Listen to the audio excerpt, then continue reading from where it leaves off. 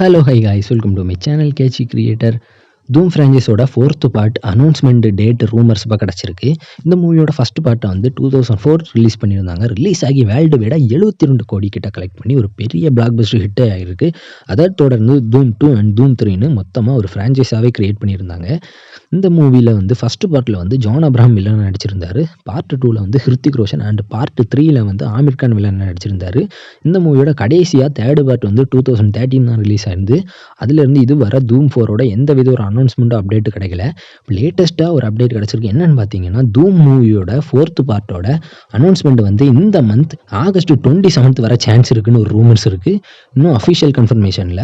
இது தொடர்ந்து இந்த மூவியில் வந்து வில்லன் ரோலில் வந்து ரன்பீர் கபூர் இல்லைனா ஷாருக் கான் யாராவது கேஸ்ட் பண்ணுவாங்கன்னு நியூஸ் வந்திருக்கு. இந்த 2 பேர்லேருந்து யாரை கேஸ்ட் பண்ணுவாங்க இதுவரை கன்ஃபார்ம் ஆகல. ஆனால் இதோட அனௌன்ஸ்மெண்ட் வந்து இந்த மந்த் ஆகஸ்ட் 27 வர சான்ஸ் இருக்குன்னு 100% சொல்கிறாங்க. இந்த மூவியோட அனௌன்ஸ்மெண்ட் வந்தது நானே உங்களை அப்டேட் பண்ணுறேன். இன்னும் இது மாதிரி நிறைய நியூ மூவி சினிமா அப்டேட் வேணும்னா மறக்காம நம்ம சேனலை சப்ஸ்கிரைப் பண்ணிக்கிடுங்க.